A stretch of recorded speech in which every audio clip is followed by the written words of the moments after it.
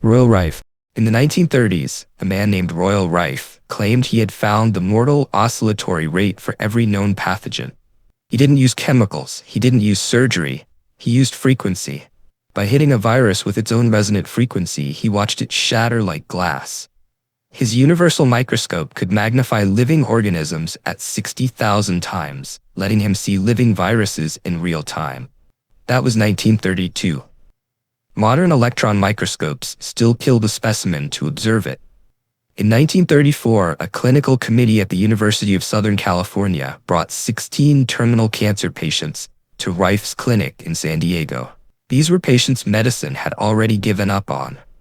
Within 130 days, 14 were declared clinically cured. The remaining 2 recovered in the following 6 weeks. The committee signed off on a 100% recovery rate. The news should have changed medicine forever. Instead, it triggered the most coordinated scientific assassination in American history. Morris Fishbein, head of the American Medical Association, allegedly attempted to buy the rights to Rife's technology. Rife refused. Fishbein's publication then declared the technology fraudulent. The accident started. Rife's laboratory was broken into, research files were stolen, equipment was tampered with. His lead technician died under suspicious circumstances. His colleague Dr. Milbank Johnson, who had organized the original clinical trial, was found dead the night before he was scheduled to present the results to the medical community. It was ruled poisoning. By 1939, Rife was forced into a series of legal battles that took years and drained everything he had. The man who saw what others couldn't see was being made invisible. His microscope, the universal microscope, vanished. All 14 of his original devices disappeared from labs and medical facilities across the country. No official record of their confiscation exists. Rife descended into alcoholism. He died in 1971 in a veterans hospital, largely forgotten. The official cause of death was an overdose of Valium and alcohol. Prescribed medications. Today, Rife's work is officially classified as pseudoscience and fraud. Yet modern oncology uses radiofrequency ablation, the use of targeted electromagnetic waves to destroy tumor cells. The principle is identical. The frequency is the weapon. The target is the pathogen. Only the branding has changed, and the price tag. What Rife did for free now costs tens of thousands of dollars per treatment. His microscope was never officially found. His clinical records were never acknowledged. 16 terminal patients walked out of his clinic healthy. And for that, he was destroyed. Rife saw a world without disease. They saw a world without customers. The choice they made tells you everything you need to know about who controls medicine. Case file, still open. Viktor Schauberger. History is written by the victors. Science is written by the funders. And some discoveries are too cheap to ever be allowed to exist. Meet Viktor Schauberger, an Austrian forest warden who spent decades watching rivers, waterfalls, and mountain streams, and understood something no physicist had dared to write down. He watched trout hover motionless in violent torrential mountain streams, not fighting the current, riding it. They were using vortex implosion, the exact opposite of how every engine on Earth works. Every human machine operates on explosion, burning fuel outward to create force. Schauberger realized nature operates on implosion, spiraling inward to create lift, with no combustion, no fuel, no waste. He built a device he called the repulsine, a disc-shaped machine that used water vortex cooling to generate massive lift.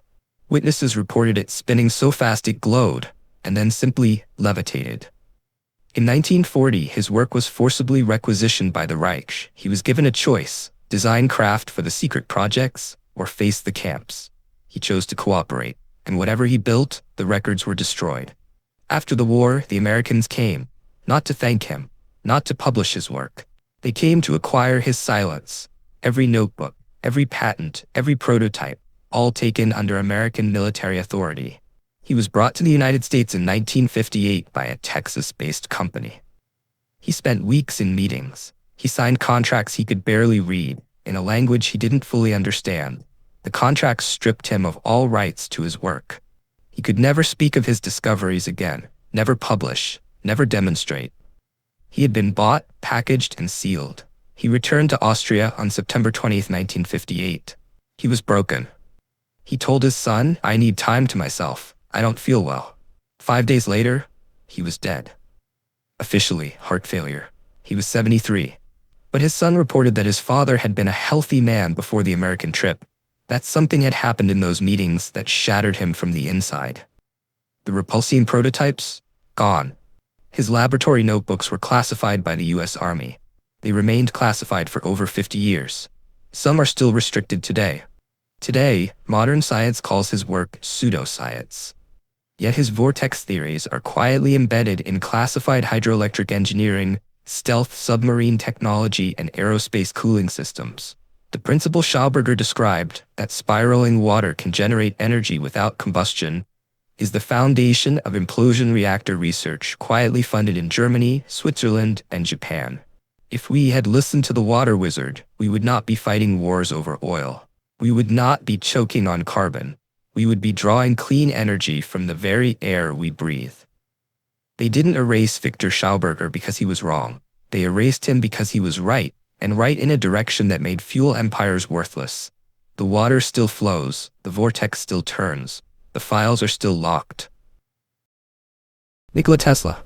You think you know Nikola Tesla. You know the name. You use his invention every time you flip a light switch.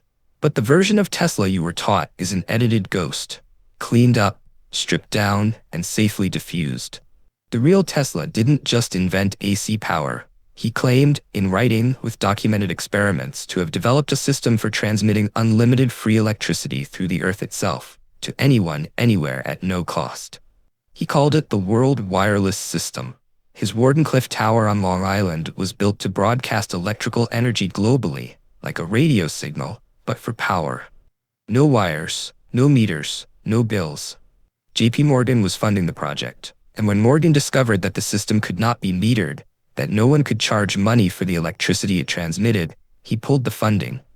Immediately. Morgan didn't just stop funding Tesla. He made sure no one else would fund him either. He sent a single message to the banking community. If anyone does business with Tesla, they won't do business with me. Wardenclyffe Tower was demolished in 1917. The 186-foot steel structure was sold for scrap to pay off Morgan's debts. Debts Tesla had never agreed to. Tesla watched his life's greatest work torn down piece by piece, but Morgan only got part of what he came for. What he missed were the patents.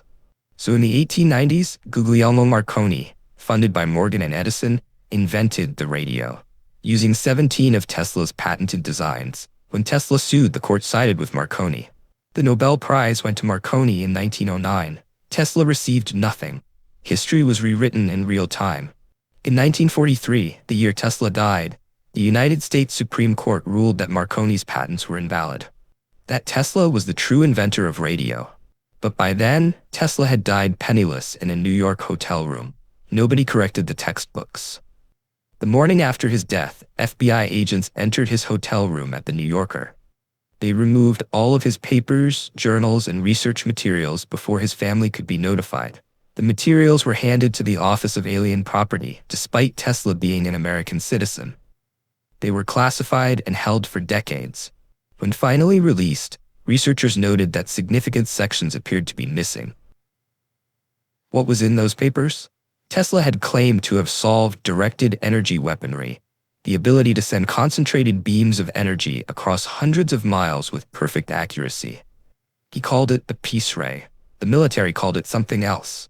And in the decades after Tesla's death, the United States, Soviet Union, and China all began parallel development programs for exactly the technology Tesla described.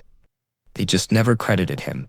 Tesla also claimed he had received signals from space, structured, repeating, non-random signals, in 1899. He was mocked.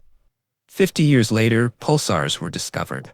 The first explanation given was extraterrestrial intelligence. The modern power grid, the system of wires, meters, billing infrastructure, and utility corporations that charges you every month, exists precisely because Tesla's free energy system was destroyed. Every dollar you have ever paid for electricity is a monument to that decision. Tesla died alone. No family, no money. Feeding pigeons in Bryant Park because they were, he said, his only real friends. The man who gave the world electricity died in the dark. Some doors don't close by accident. Rosalind Franklin. In 1952, a woman working alone in a basement laboratory at King's College London took a photograph. One photograph. It would become the most important image in the history of biology. Photo 51, an X-ray diffraction image of crystallized DNA captured after 100 hours of radiation exposure. It showed a perfect X shape, the unmistakable signature of a double helix. Rosalind Franklin had just photographed the architecture of life itself. She did not rush to publish. She was methodical, a perfectionist. She wanted more data, more certainty. While she gathered it, her colleague Maurice Wilkins, without her knowledge, without her consent, showed photo 51 to James Watson. Watson later wrote that when he saw the image, his mouth fell open. He and Francis Crick used Franklin's photograph and her unpublished crystallographic measurements Wilkins had also leaked without permission, to build their DNA model.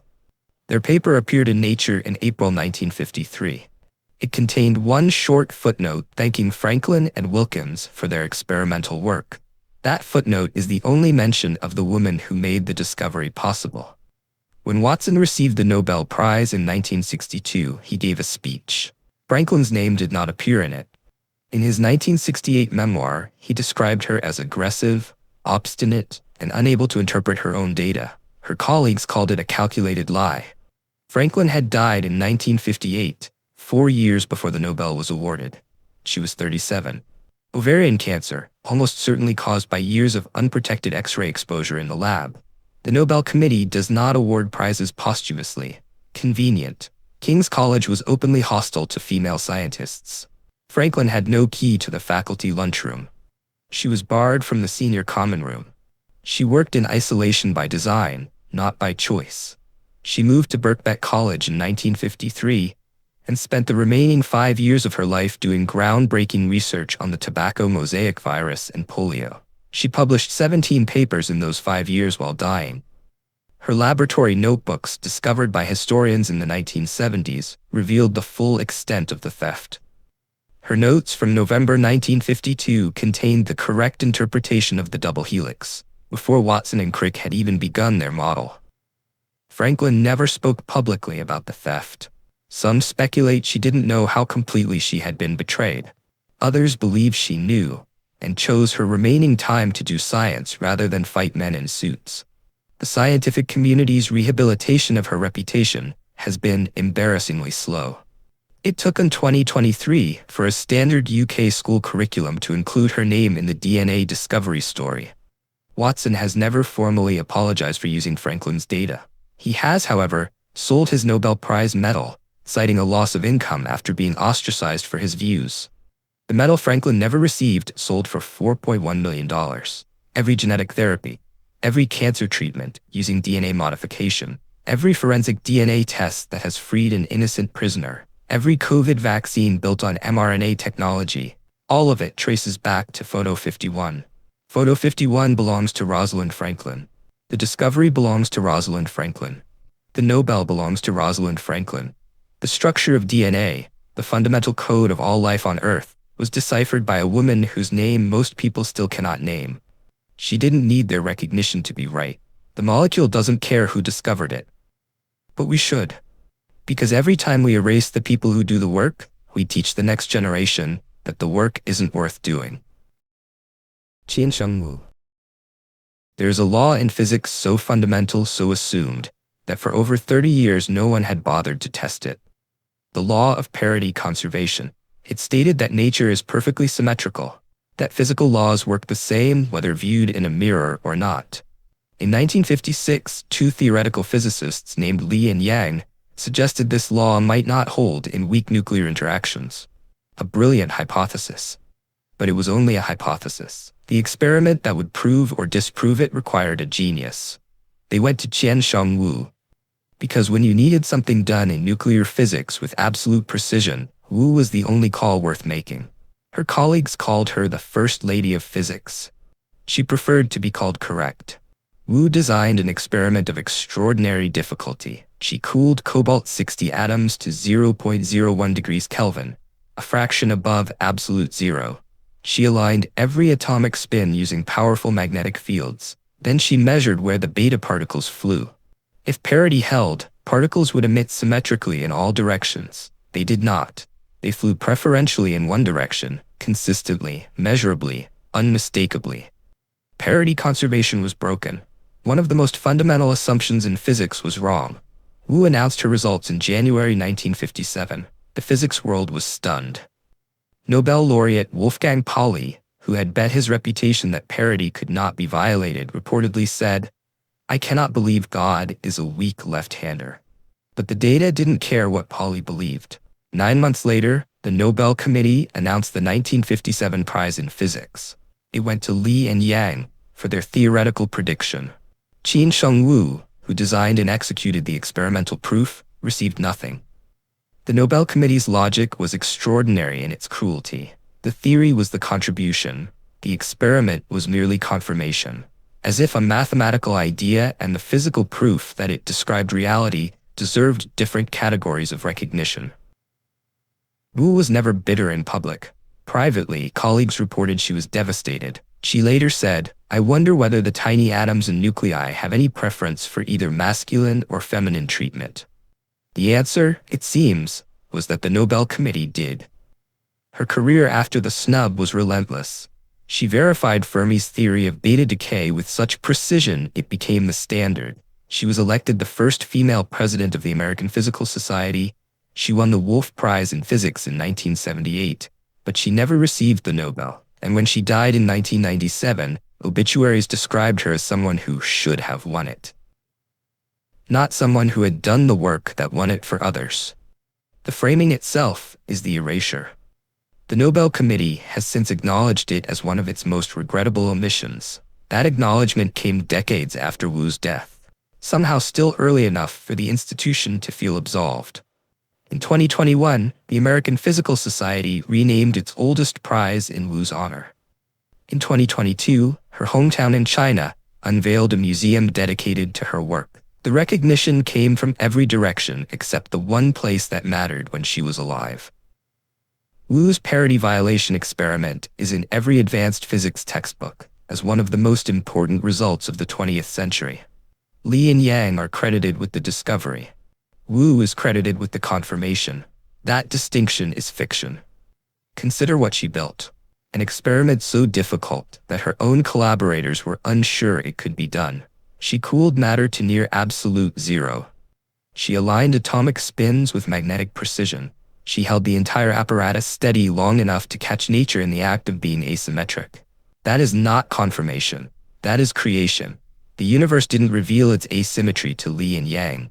It revealed it to Wu, in a basement in New York, at temperatures that don't exist naturally anywhere on Earth. They got the prize, she got the universe. Lise Meitner. In December 1938, a 60-year-old Jewish woman sat in a snowy Swedish forest and did a calculation on the back of a scrap of paper. What she wrote down in those few lines was the explanation for nuclear fission, the process that would end World War II and reshape civilization. Her name was Lise Meitner. She was arguably the greatest nuclear physicist of the 20th century. She never received the Nobel Prize. Her longtime collaborator, the man who performed the experiment she designed, did. Meitner had spent 30 years at the Kaiser Wilhelm Institute alongside chemist Otto Hahn. For 3 decades, they were scientific partners. She provided the theoretical framework, he provided the chemical experiments. Together they discovered protactinium and mapped radioactive decay chains. In 1938, as Nazi Germany tightened its grip, Meitner, Jewish by birth, was forced to flee. She escaped to Sweden with 10 marks in her pocket and the clothes on her back. Her laboratory, her equipment, her life's records, all left behind. From exile in Stockholm, she continued to correspond with Hahn. When he reported the unexpected results of his December 1938 barium experiment, that uranium seemed to be producing lighter elements, he didn't know what had happened. Meitner did. Walking in that Swedish forest with her nephew Otto Frisch, she worked through the physics. The uranium nucleus had split. The mass difference was releasing energy. Using Einstein's EQMC query, she calculated exactly how much. She had just explained nuclear fission. She and Frisch published the paper naming and explaining fission in February 1939. It provided the theoretical foundation the entire Manhattan Project would be built upon. Her contribution was not peripheral. It was the intellectual foundation of the atomic age. When the Nobel Committee awarded the 1944 Nobel Prize in Chemistry, it went to Otto Hahn, alone, for the experimental discovery, the theory that explained what he had observed, without which his result would have been an unexplained anomaly, was not credited. When Oppenheimer was asked who made the atomic bomb possible, he named Meitner. When scientists voted for the most unjust Nobel omission in history, her name came first. The Nobel Committee issued statements of regret. They issued no correction. Hahn systematically minimized Meitner's contributions after the war. In post-war Germany, rewriting history was professionally useful. Meitner was Jewish, female, and in exile, a perfect candidate for erasure. His own Nobel lecture barely mentioned her. Meitner was nominated for the Nobel Prize 48 times. 48. Across physics, chemistry, and peace categories, over 20 years. Passed over every time. She was invited to work on the Manhattan Project. She refused. She reportedly said, "I will have nothing to do with a bomb." In a century obsessed with weapons, a scientist who declined to build one was an inconvenient figure. In 1966, Meitner, Hahn, and Frisch were awarded the Enrico Fermi Award by the U.S. Atomic Energy Commission, the first time an official recognition acknowledged all three contributions equally. Meitner was 87. Element 109 is named Meitnerium in her honor, making her one of the very few women to have an element named after her. It was named in 1997, 29 years after her death. The naming was proposed specifically because scientists felt the Nobel had failed her. She never held a permanent academic position until she was 60. Always a guest, always an assistant, always dependent on the goodwill of men who held the positions her work deserved. And still, she produced physics that changed everything. When Lise Meitner died, she asked that her gravestone carry a simple inscription. It read, "A physicist who never lost her humanity." That was her choice. History owed her a different epitaph. It owed her, the physicist who split the atom, and was never allowed to say so. Wilhelm Reich. In 1956, the United States government did something it had not done since the darkest chapters of history. It ordered books to be burned. Not foreign propaganda, not enemy materials, scientific texts, written by a licensed physician and published researcher. The books belonged to Wilhelm Reich, and the FDA agents who burned them didn't just burn books. They destroyed equipment, seized research materials, and imprisoned a 60-year-old scientist who would die in a federal penitentiary within a year. Reich had started his career as one of the most promising psychoanalysts of his generation, a direct disciple of Sigmund Freud. But Reich kept following the evidence beyond psychology, beyond medicine, into territory the establishment found deeply uncomfortable. In the 1940s, Reich claimed to have discovered a fundamental biological energy permeating all living matter and the atmosphere. He called it Orgone energy. He built devices to accumulate it, Orgone accumulators, which he reported could accelerate healing in living tissue. He conducted experiments with cancer patients. He reported that concentrated Orgone energy visibly affected cancer cell cultures, slowing growth and in some cases causing regression. He published his findings. He invited researchers to replicate them. Then he claimed to detect atmospheric disturbances in this energy that caused drought. He built a device called the Cloudbuster, metal tubes pointed at the sky, and claimed he could make it rain on command. Drought-stricken farmers in Maine hired him in 1953. Contemporary weather records show significant rainfall followed his sessions. It was called coincidence. His documentation was called fabrication. His science was called madness. The FDA had been watching Reich since 1947, not because his experiments were dangerous, but because his Orgone accumulators were being sold across state lines. And if they actually worked, the implications for the pharmaceutical industry were catastrophic. In 1954, the FDA obtained an injunction ordering Reich to destroy all related literature. Reich refused. He argued that a federal agency had no jurisdiction over scientific research. Legally, he had a point. The government disagreed. In 1956, FDA agents raided Reich's laboratory in Maine with axes. They physically destroyed his accumulators. They seized his books, not just his Orgone research, but all his psychiatric writings, his correspondence, his entire life's work. Several tons of his publications were burned in a New York incinerator. This happened in America. In 1956, a country that had just spent a decade telling the world it stood against totalitarianism, burned a scientist's books for publishing inconvenient results. Reich was imprisoned for contempt of court. He died in Lewisburg Federal Penitentiary on November 3, 1957. Official cause: heart failure. He had been healthy the previous day.